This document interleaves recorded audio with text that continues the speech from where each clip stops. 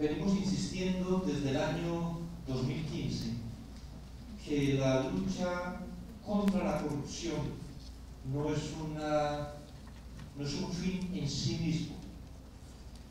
La lucha contra la corrupción, la lucha contra la impunidad, es la manera como puede esta sociedad, este Estado, llegar, como lo planteaba el señor decano, a permitir la construcción de una nueva Guatemala. La vida digna de los guatemaltecos, pero la vida digna en democracia. Y eso es a lo que aspiramos en el desarrollo de toda nuestra actividad.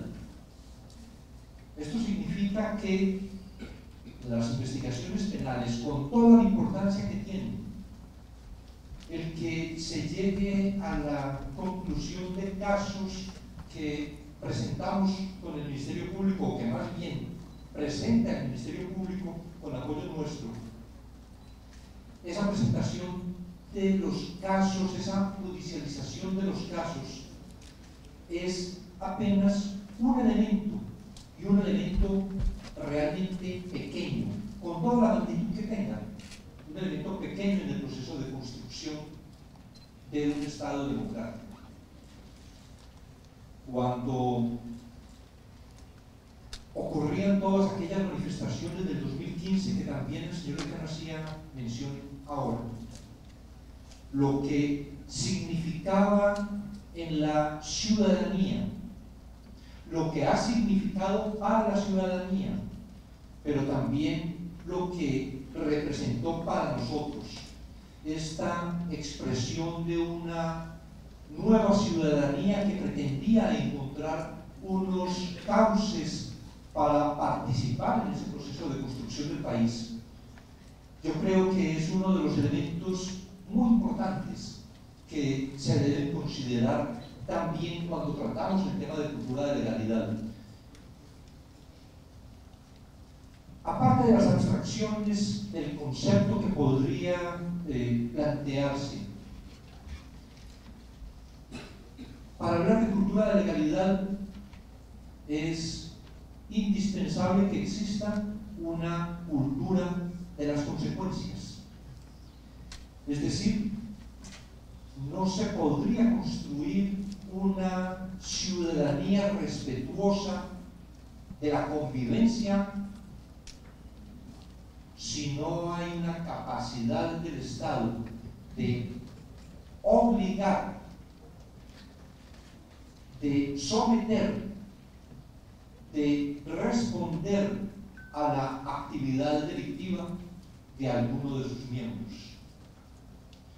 Cuando no existe capacidad de respuesta, la legalidad, el acogerse a la legalidad, el someterse a la legalidad, es una decisión dejada tan a la voluntad del individuo que es en realidad difícil de construir.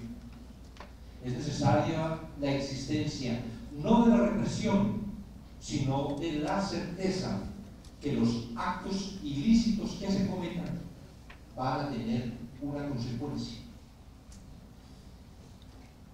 En esa medida, lo que hemos venido adelantando en todo este proceso ya tan prolongado en la lucha contra la corrupción, lo que se ha realizado con el Ministerio Público, como también lo hemos dicho en muchas oportunidades, no afecta sensiblemente la impunidad.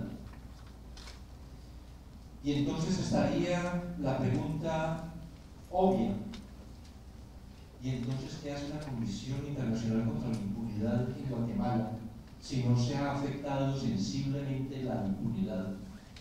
Y el propio director de esa comisión está diciendo que no se ha logrado.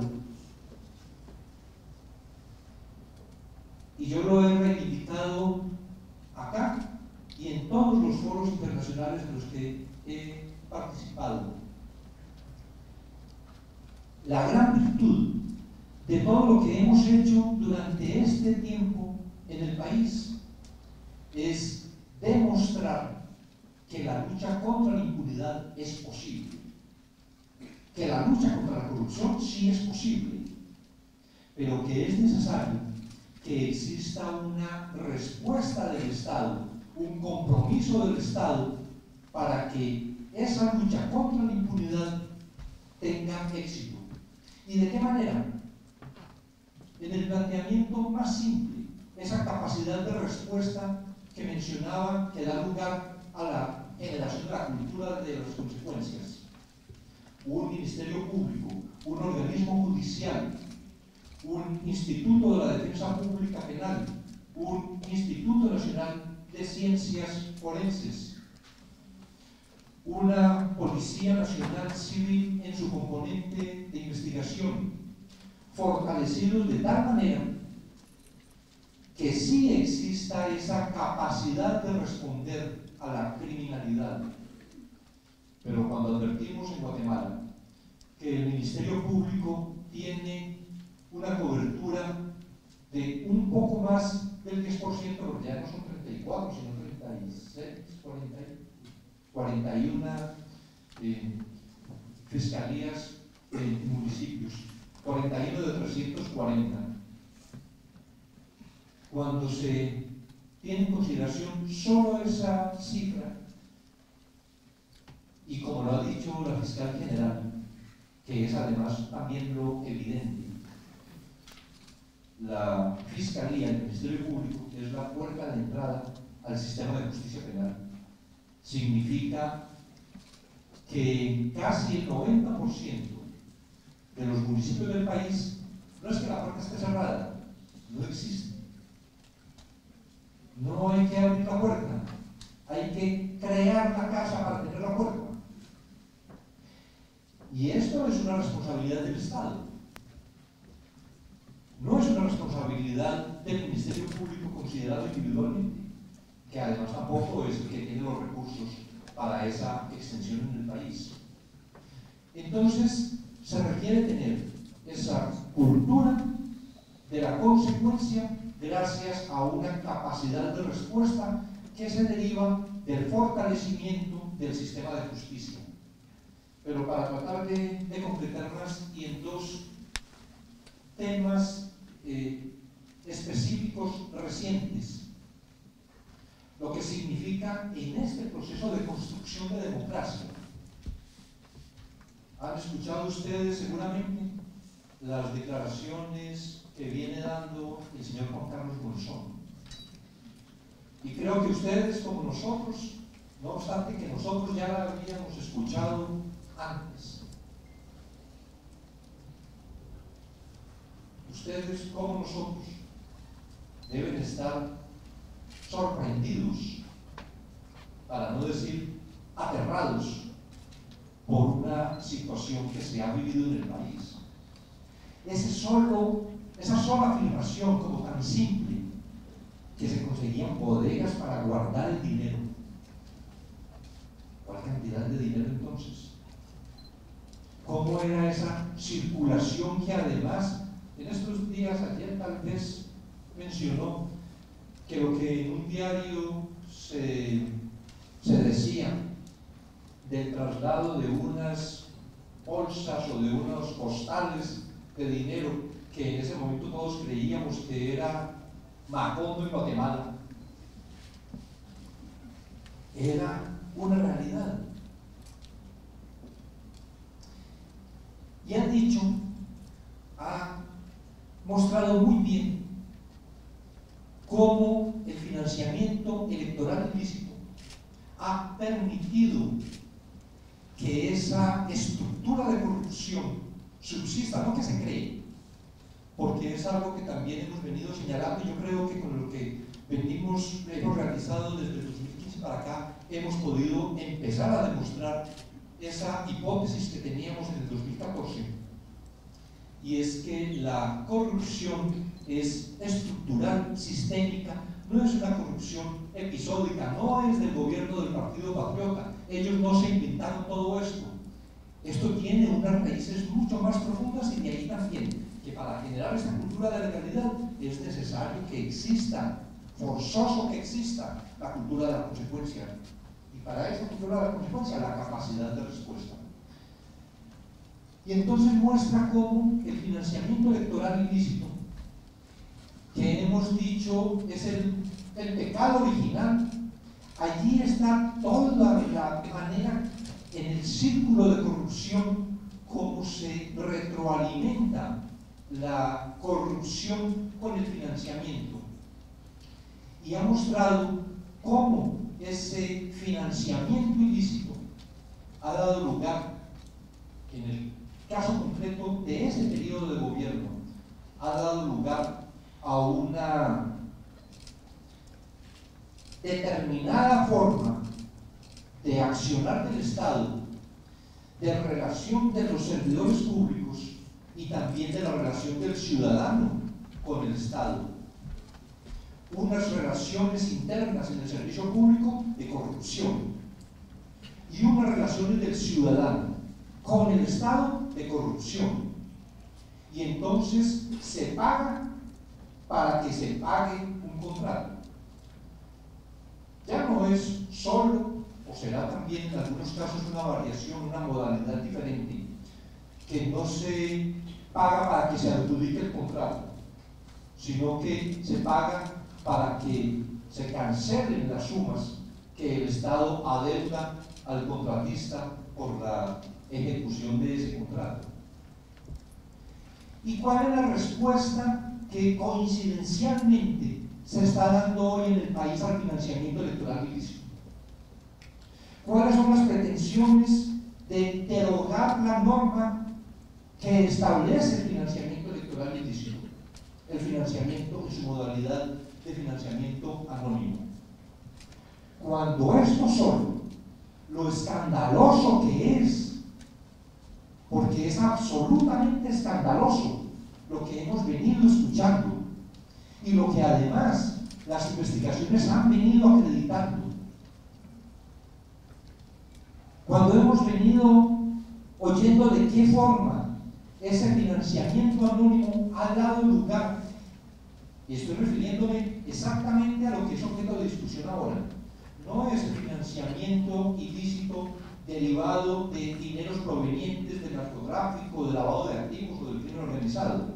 Es simplemente el financiamiento anónimo, este financiamiento que han hecho empresarios fundamentalmente, sin que, no solo sin que sea declarado, sino que conscientemente, manifiestamente, con toda la voluntad, con todo el conocimiento, se hace el aporte a una campaña política, a un partido o a un candidato, fingiendo la adquisición de un bien o la prestación de un servicio, e inclusive se obtiene factura, y es lo que nosotros hemos distinguido en las investigaciones que adelantamos respecto de ese financiamiento anónimo. Cuando se pide factura y no recibo, es porque se está pretendiendo ocultar ese financiamiento. El financiamiento no es ilegal. El financiamiento privado existe en muchos países, existe en casi todos los países.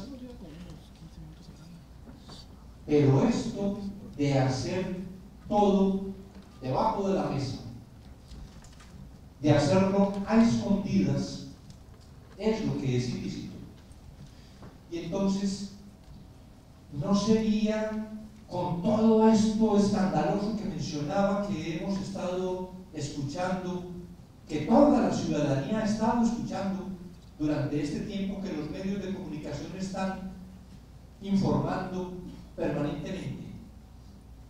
¿No sería, por el contrario, el momento de reivindicar esta como una norma, como una prohibición en el país, que si acaso siguiendo la directriz o la, digámoslo así, de la Corte de Constitucionalidad, que es necesario examinar la proporcionalidad de la pena, para que no sea de los 4 a 12 años inconmutables que está previsto actualmente, sino que para el financiamiento anónimo, para el segundo inciso del artículo 407N, sea de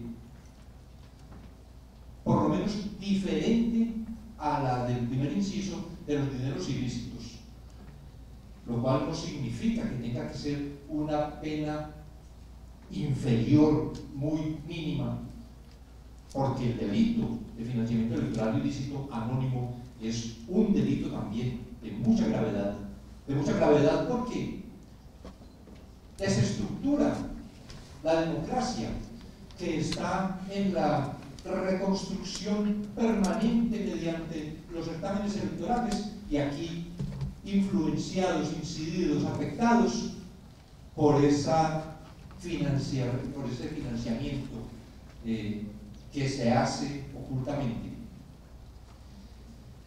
Podemos construir cultura de legalidad cuando frente a esta realidad que se nos muestra, la respuesta es derogar el segundo inciso del artículo 407N. Podemos construir legalidad, podemos construir Estado democrático cuando lo que se pretende es, en otros de las propuestas, hacer modificaciones que finalmente lo que resultan es derogando tácitamente ese artículo, como decir, decretar legal y muy subrepticiamente una amnistía, porque implicaría que la norma anterior no se puede aplicar por cambiar los supuestos de hecho en la norma que se pretende introducir ahora. Y esa es una reflexión que tenemos que hacer todos, que tienen que hacer esencialmente los ciudadanos guatemaltecos, porque este es un problema de ustedes. Y el segundo aspecto, y ya para finalizar, el otro caso que hemos conocido por la sentencia del día de ayer en el caso de construcción y corrupción, o de corrupción y construcción. 9 empresarios de la construcción aceptan su responsabilidad y en un procedimiento abreviado se les imponen penas no solo privativas de libertad, penas de prisión que resultan porque la legislación antes era más benévola que ahora, resultan conmutables. Le digo más benévola porque a partir de finales del 2012 los delitos contra la administración pública están excluidos de la conmuta. Pero se hace esto y además se adoptan otras decisiones que son igualmente admitidas, convenidas con estos empresarios. No solo entonces la imposición de 5 años de prisión a cada uno de ellos, sino multa que para 8 es de 500.000 quetzales y para uno de 100.000 quetzales. Pero lo otro que es muy importante destacar en este proceso, insisto, de construcción de cultura de legalidad, de construcción de un nuevo orden que el país requiere, se imponen 6 medidas que implican o que constituyen la reparación integral, a que también tienen que estar obligados.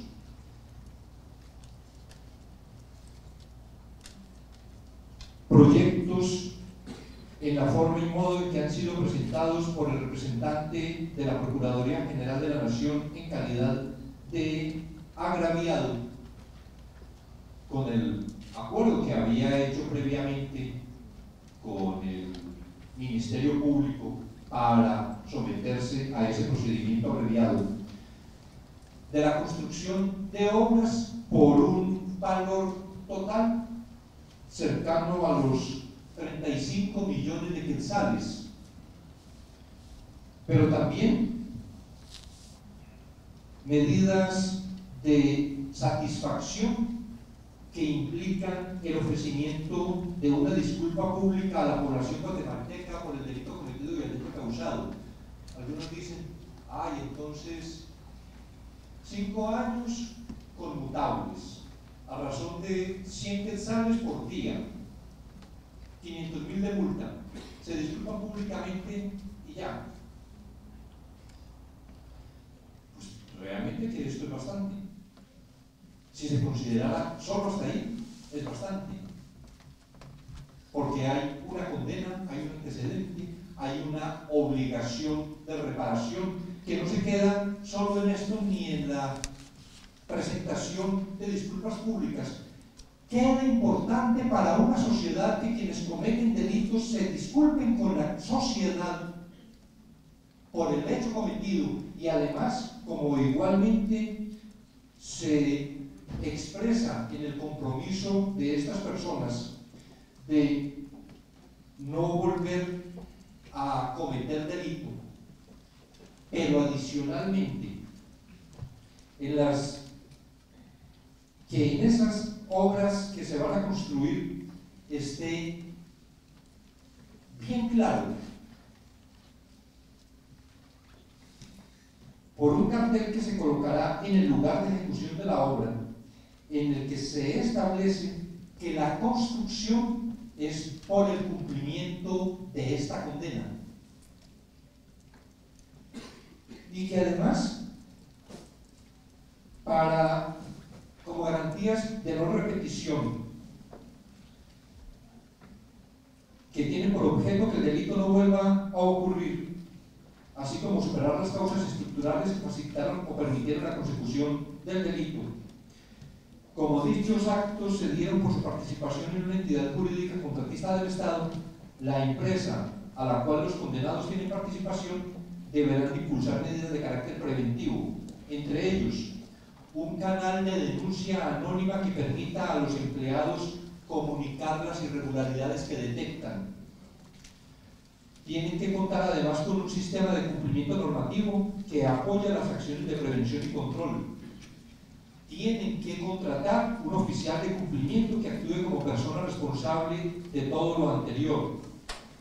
Es decir, hay un proceso de aceptación de responsabilidad, de la imposición de unas consecuencias no solo en cuanto a la medida de privación de libertad conmutable, como ocurría de acuerdo con la normativa de entonces, sino la obligación de la reparación integral expresada inclusive en estos aspectos que podría decir son del ámbito puramente privado. Se trata de empresas privadas, como esto de establecer un oficial de cumplimiento para garantizar que la transparencia en la ejecución de los actos que en lo sucesivo la entidad privada va a continuar desarrollando se garantice, que todos esos actos posteriores sean transparentes. Yo creo que de esta manera se está encontrando en el país una posibilidad cierta de construcción de una cultura de legalidad que en la práctica, no con discursos, no de manera teórica, en la práctica se va evidenciando. Me parece pues que esta contraposición que hoy podemos advertir, y ya para concluir que realmente me extendí casi que el doble del tiempo asignado para la breve presentación inicial, pero ya para concluir el contraste que podemos hacer entre las dos situaciones. Vemos a un hombre que cometió delitos, que está condenado por cometer delitos, que se acogió a la figura del colaborador eficaz y continúa privado de libertad porque es consciente de la gravedad de los delitos cometidos, que ha contado lo que ocurrió en los años recientes, lo que ocurrió en el tiempo que ustedes tienen conciencia de la realidad y probablemente desconocían. ¿Y cuál es la respuesta que se debe dar frente a esa realidad que ya nos la están presentando de esa manera tan dramática como lo está haciendo este colaborador eficaz?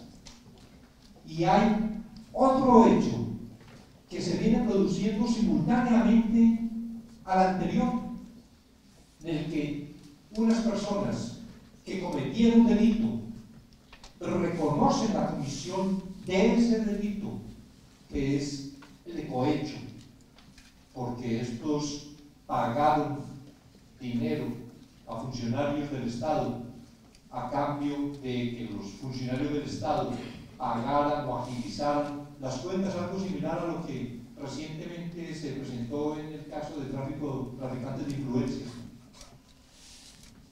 Y estos otros entonces reconocen su responsabilidad, aceptan que tienen que reparar integralmente. Si examinamos en los dos ejemplos de hoy, en los dos casos que se están produciendo en la realidad de hoy, yo creo que bastante se podría desarrollar a partir de ahí, tanto en acciones prácticas que se pueden adelantar, como en las elaboraciones teóricas que ustedes pueden hacer, cómo puede construirse en el país una real cultura de legalidad. Y espero que luego podamos volver a conversar sobre esto. Muchas gracias. Yo destacaba al inicio, y siguiendo la mención que había hecho el señor Betán, la importancia en el proceso de construcción de nueva ciudadanía, de las manifestaciones, de las expresiones públicas que tuvieron los ciudadanos guatemaltecos en el año 2015. Eso ya es un elemento importante en el proceso de construcción de o de fortalecimiento. Algunos se lamentan o se quejan o censuran que hable de procesos de reconstrucción. Digamos entonces, en realidad lo que importa es el contenido en el concepto, que en todo este proceso de fortalecimiento de la democracia, de institucionalización, como lo mencionaba Rodman Pérez, la participación ciudadana es indispensable. Y esa primera expresión de participación ciudadana mediante la protesta es muy importante y es necesario que siempre se mantenga como una demostración, además, que la ciudadanía está alerta, que no va a aceptar acciones como las que han ocurrido en el pasado y que la respuesta ciudadana en algunos casos inclusive han obligado a revertir cuando se trata de decisiones tomadas inclusive por el órgano ejecutivo. Pero que es necesario además en ese proceso de construcción de ciudadanía interesarse en los asuntos del Estado, interesarse en los asuntos públicos, participar en los asuntos públicos y además en el examen que igualmente lo mencionaba Rodman, de cuál es el estado actual de la institucionalidad para la adopción de las reformas necesarias para el fortalecimiento de esa institucionalidad. Y hay situaciones de qué manera se han producido respuestas a propuestas de reformas como esta todavía pendiente de la reforma constitucional del sistema de justicia, que aún está en el Congreso de la República sin adelantar ni retroceder estática después de haber sido negados 2 o 3 artículos y aprobados 4 o 5, y que está pendiente aún lo sustancial en el proceso de fortalecimiento especialmente del organismo de justicia. Que haya entonces interés ciudadano en la modernización del Estado para su fortalecimiento, para el fortalecimiento institucional, y uno de los elementos indispensables, que es generar normas que hagan más viable. Las normas no transforman la realidad, así como la acción de la justicia no transforma la realidad, pero contribuyen a que se transforme la realidad. Normas, digo, que pretenden hacer más fácil, más posible alcanzar la independencia judicial, que haya además una justicia más transparente, en la medida en que, como lo manda la Constitución de la República de Guatemala, las personas idóneas, capaces y de reconocida honorabilidad sean las que ocupen esos cargos. Y el papel de la universidad cumpliendo la responsabilidad con la formación adecuada de los estudiantes. Yo creo que elevar los estándares académicos de exigencia contribuye también a la formación de esa juventud que también lo escuché tal vez de un joven hace unos meses.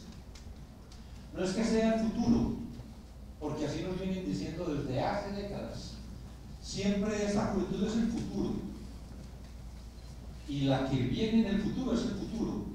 Lo que necesitamos es que la juventud sea el presente, que sea el presente que construye con la juventud que va a empezar, para que en ese trabajo de empate entre de coherencia, de coordinación entre la juventud que va madurando y la juventud que se va formando, puedan realmente conducir el país como debe ser.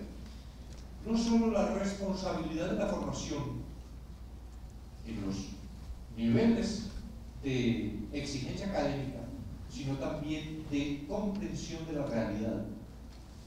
La universidad no puede estar alejada de la realidad del país. La universidad no es una isla, y la universidad tiene que suministrarle a los estudiantes todos los elementos también para que su vivencia, porque los estudiantes no son extraterrestres que de pronto llegaron acá y se metieron a una burbuja de cristal. Los estudiantes son personas que tienen necesidades de toda índole, son personas que viven en un medio que puede ser de corrupción, o puede ser de explotación, o puede ser de superación, que puede ser de armonía, o puede ser también de confrontación, que puede ser de violencia. Y esa realidad que existe fuera de estas aulas es la realidad cotidiana de cada uno de ustedes. La universidad tiene la obligación de vincular esta formación con esa realidad. Entonces, una universidad que está interesada por participar en los procesos democráticos de construcción, de fortalecimiento del Estado, que está preocupada por formar a sus estudiantes con las mejores, mayores capacidades que sea posible, y además que fomenta en los estudiantes el interés por lo público, la participación en la realidad en que viven, el análisis de esa realidad en que viven. Esos, como veía ahora en estas revistas que nos acaban de obsequiar, esto que está permanentemente en la discusión en el seno de la universidad y que va a servir para incidir en esa realidad en la que se vive, yo creo que es un papel fundamental que tiene la universidad y que tienen además los estudiantes. Una de las características fundamentales del sistema procesal penal que tiene Guatemala, que no sé qué tan pionero, pero por lo menos respecto de Colombia fue bastante. 11 años antes de que en Colombia se estableciera el sistema acusatorio, se estableció en Guatemala el juicio oral y público, en el que se practican las pruebas ante el juez y no aquel sistema antiguo, inquisitivo del empleado judicial, construyendo el expediente, lícitamente, construyendo el expediente, pero sin posibilidad de la observación ciudadana. Yo creo que es muy importante ese sistema procesal penal de Guatemala. Tiene que asegurar, dada su propia definición de las audiencias públicas, tiene que propiciar el conocimiento ciudadano de lo que la justicia está haciendo. Había un proyecto también para sumar a este otro de la conmutabilidad de los delitos, de las penas hasta de 10 años. Y dicho sea de paso, la conmutabilidad creo que también merece un serio cuestionamiento en cuanto implicaría, sería de estudiarlo, implicaría una especie de prisión por deuda o de favorecimiento de quien tiene recursos. El que puede pagar un dinero por cada día de prisión para liberarse de la prisión está también en un plano, por su situación económica, de superior en la desigualdad que se genera frente a quien no tiene la capacidad para lograr su libertad pagando en dinero una pena que se impone. Pero ese es otro tema. Decía de una propuesta que circuló tal vez a finales del año pasado, principios de este, que establecía la prohibición que los medios de comunicación, mejor dicho, que se informaran de las personas que habían sido presentadas ante el juez antes de que fueran ligados a proceso, lo cual significaba que cuando no había, por decisión inclusive eventualmente corrupta de un juez, nadie tendría conocimiento que ese hecho ocurrió, porque no se sabría siquiera de la captura de la persona.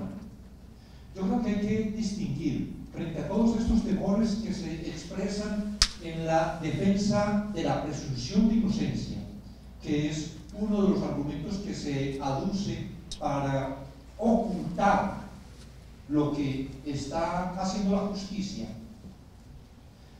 Yo creo que uno de los elementos que se deben considerar en este tema tiene que ver con la publicidad de los procesos, de las actuaciones judiciales, con el derecho a la información que tiene la ciudadanía, con el sistema procesal penal que se ha adoptado en el país. Otra situación diferente es frente a críticas que se han hecho en ese sentido.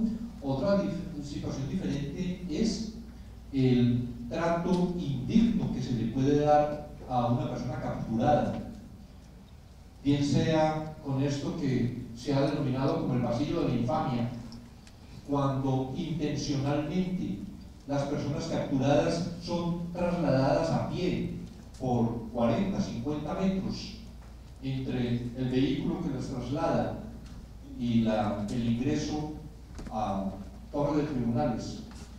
Esas son situaciones distintas que tienen que ver con el problema de la dignidad, o esto de exhibir presos, inclusive como estamos ya tan acostumbrados a exhibir los presos semidesnudos o descamisados. Y esto ya es una situación diferente que no tiene que ver con esto que reivindico del conocimiento ciudadano, y es lo que permite la auditoría social. Yo creo que si en el 2015 no se hubiera producido esa formidable actividad de los medios de comunicación, que transmitían inclusive en directo las audiencias, la ciudadanía no hubiera reaccionado de la manera como lo hizo. Y lo hizo porque tenía un conocimiento permanente, constante, de lo que el Ministerio Público venía haciendo en sus actuaciones ante los jueces.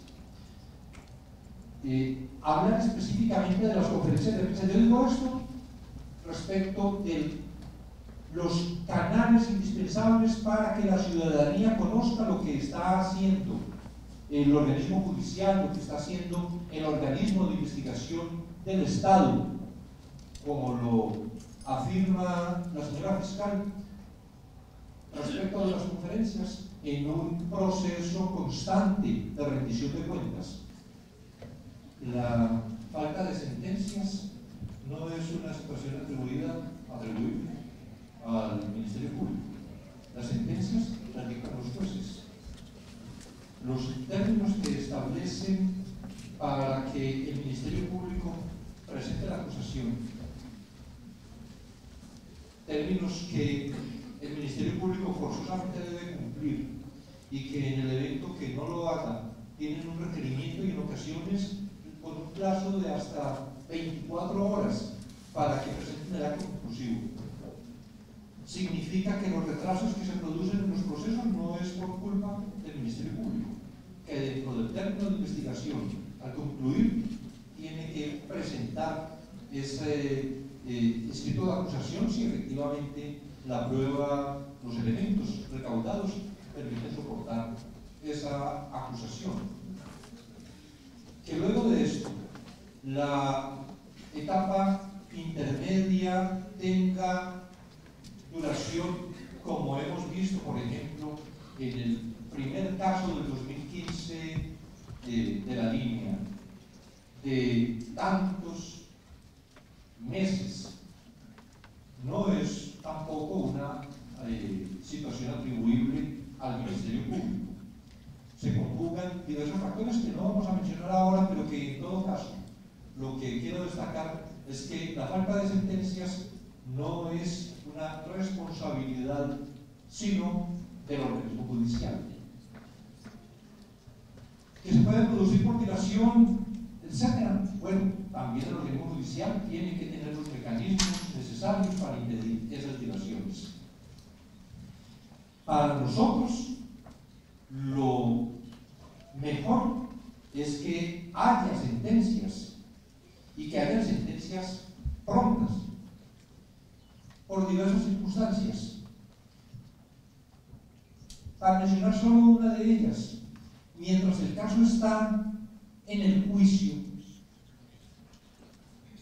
el Ministerio Público siempre, y la CICIG en aquellos casos en que se ha constituido como querellante adhesivo,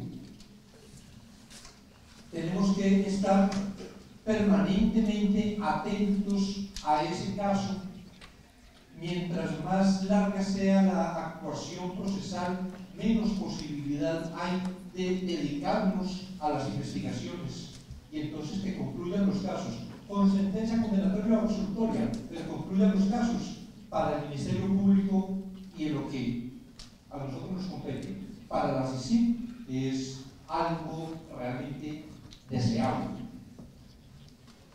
No tiene que ver precisamente con la solidez de los casos el que no haya sentencias, si a eso es a lo que se refiere cuando se vincula una pregunta con que los casos se caen. Porque es una de las críticas también que se escuchan. Lo que pasa es que no hay sentencias porque al Ministerio Público le da miedo que se caigan los casos. Por lo menos en lo que hemos participado con el Ministerio Público, y digo por lo menos en el tiempo en que yo he estado al frente de la CICIG, no podría decir de un caso que se haya presentado sin solidez probatoria. Y el caso Bufete de la Impunidad es un caso en el que la impunidad logró su objetivo. Basta con lo que se pudo observar públicamente a partir de las interceptaciones que se habían hecho solo para esto, y no voy a entrar precisamente en la confrontación que pretende, pero solo para esto. El 16 de abril del 2015, en el momento en el que se estaba haciendo la captura del teniente Jerez, el teniente Jerez se comunica telefónicamente con Luis Mendizábal, y están las grabaciones porque estaba interceptado en ese momento el teniente Jerez y todavía tenía a su disposición el teléfono. Y le dice a Luis Mendizábal: aquí me están capturando. Dice, no hay problema, entonces, pero parece que también a otros ya se sabía de por lo menos 3 capturas, una de ellas de otra de alguien que después fue colaborador eficaz, un señor Salvador Estuardo González. Y entonces el Mendizábal dice: no hay problema, no se preocupe, ¿quién tiene el caso? Una persona, esto lo conoce la juez, también dice: está bien, no hay problema, entonces lo que se necesita es que todos ustedes, a mí lo que me interesan son estos 3, y menciona cuáles son los que me interesa sacar en libertad. Voy a, entonces tengan ustedes un mismo abogado, ¿cómo está? Definen quién es el abogado, dice que deben sacar una suma de dinero, que se requiere dinero. Después hay una actividad de verificación que justamente la hija del teniente Jerez se dirige a una entidad bancaria y obtiene dinero. Después se establece la conexión entre el que se denominó para aquel momento ese bufete de la impunidad, la conexión con la juez que, por pura coincidencia, dictó las 3 medidas sustitutivas que desde la conversación que se había producido, de la que existe grabación entre el teniente Jerez y Luis Mendizábal, se habían planeado. Precisamente por eso, el Ministerio Público y la CICIG presentamos una solicitud de antejuicio contra el juez por el delito de prevaricato, pero en algo que para mí, por lo menos personalmente, me parece totalmente inadmisible, a menos que se derogue ese delito de prevaricato. Lo que me parece totalmente inadmisible es que se argumente el prevaricato significa una manifiesta oposición entre la decisión y la realidad probatoria o la ley. Cuando una decisión es manifiestamente contraria a la ley o a los hechos que están acreditados en el proceso, se comete el delito de prevaricato. Y cuando se presentó el recurso, cuando se presentó el amparo, entonces el argumento es: primero, cuando se presentó la solicitud de antejuicio, fue rechazado del plano con el argumento de que no se puede examinar el fundamento de una decisión porque se está vulnerando la independencia judicial. Y la pregunta sencilla, simple: ¿cómo se puede saber si una decisión es manifiestamente contraria a la ley o a los hechos si no se examinan los fundamentos de esa decisión? Y en esto, para concluir, entonces, lo que afirmo es: el bufete de la impunidad se encuentra en la situación actual de impunidad no porque el caso sea flojo, sino por una decisión de impunidad. Y para aprovechar de una vez y contestar la otra respuesta a la que podría tener yo una participación para ver lo que rodan estas y las otras que específicamente le dijeron a él sobre la necesidad de la ley de aceptación de cargos, si teniendo en cuenta esto del procedimiento abreviado sería o no conveniente o necesaria una ley de aceptación de cargos. en general todos los sistemas acusatorios, digamos que en todos los países en los que existe un sistema procesal de esta naturaleza, hay también mecanismos de desahogo, mecanismos de terminación anticipada de los procesos, en los que por la negociación que hace el imputado con el Ministerio Público o por la aceptación unilateral de su responsabilidad, se concluye rápidamente el proceso. Se afirma en los estudios que hacen sobre la posibilidad, la viabilidad de tramitar adecuadamente los procesos mediante este sistema acusatorio, que no más del 10% de los casos deben pasar a juicio, que cuando pasan más del 10% de los casos se produce una congestión del sistema, se produce el colapso del sistema judicial. Lo que se ha planteado acá en el proyecto que presentó el año pasado la Corte Suprema de Justicia es que, privilegiando el derecho a la verdad, de manera que la persona que acepte su responsabilidad tendrá que comentar, narrar todas las circunstancias de tiempo, modo y lugar en las que cometió el hecho, pero además quiénes lo realizaron con él, qué otras personas realizaron el hecho con él, y que adicionalmente tiene que reparar, y reparar de la manera más integral, incluyendo elementos como estos que mencionaba por el caso del día de ayer, pero que además en el proyecto tal como está presentado, con verdad y reparación, la cantidad de justicia, por decirlo así, se disminuye para privilegiar estos otros derechos también de la víctima, de la reparación y de la verdad. Es necesario un mecanismo de estos en un sistema para permitir que no se colapse. Se plantearía, pero esta situación de ayer, la sentencia de ayer, mostraría que es innecesaria una figura de aceptación de cargos en el sistema procesal penal de Guatemala. Lo que ocurre es que en la terminación anticipada del proceso,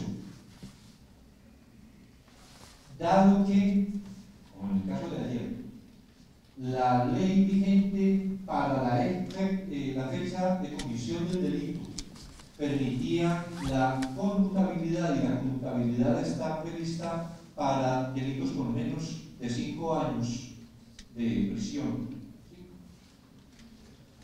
Entonces se acoge la figura de la terminación anticipada porque sabe que si se le va a imponer la pena inferior a 5 años, pues paga en dinero lo que le correspondería pagar en prisión.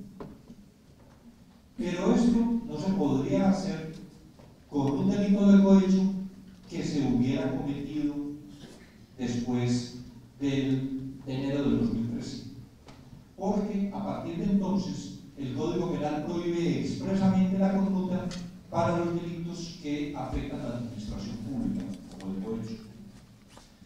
Lo que con esta figura se pretende es que, con toda la carga de verdad que es indispensable para poder obtener un beneficio y la reparación que tiene que hacer el victimario, con una previsión también que en casos absolutamente demostrados de incapacidad de indemnización, el juez tiene la facultad de imponer unos mecanismos alternos de reparación. Con todo esto, esa persona, ese imputado, tendría la posibilidad, si acepta los cargos en la primera declaración, antes del auto de procesamiento que se le disminuya la pena en un 40%. Y que si esta aceptación de los cargos, con todas esas exigencias que se prevén, se produce después, pero antes de aceptar la acusación, la rebaja es del 25%. Y si la aceptación se produce antes, entre este momento último y antes de empezar la práctica del prueba del juicio, la disminución es del 20%. De manera que sí existiría una necesidad cierta. Yo creo que aquí además hay que buscar esos mecanismos que son igualmente aceptados en general en los países con este sistema, con una diferencia. Tal vez en ningún país se da la exigencia de que el beneficiado con un beneficio de esta naturaleza tenga que contar toda la verdad.